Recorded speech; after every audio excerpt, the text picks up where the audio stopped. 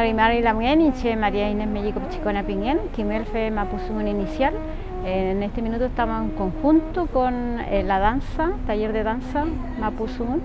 El objetivo mío es de que los alumnos puedan aprender su presentación personal, su tubugún, cupalme y al final hacer un diálogo también. Y tenemos la canción, el cantún, que también está basado en el saludo, en todo lo que conlleva su presentación igual, para finalizar y hacer la presentación cuando terminemos.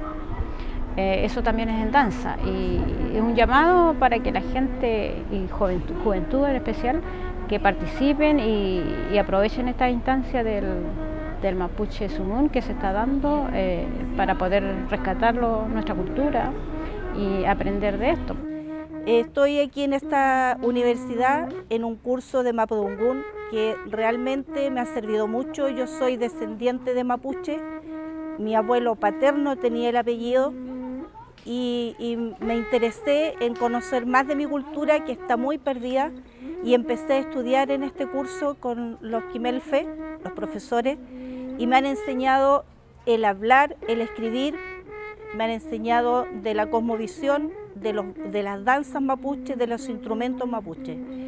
Es un curso realmente muy interesante porque estamos aprendiendo lo que nuestros ancestros tenían, lo que nos dejaron y por distintas razones la hemos perdido, pero tenemos que recuperarlo.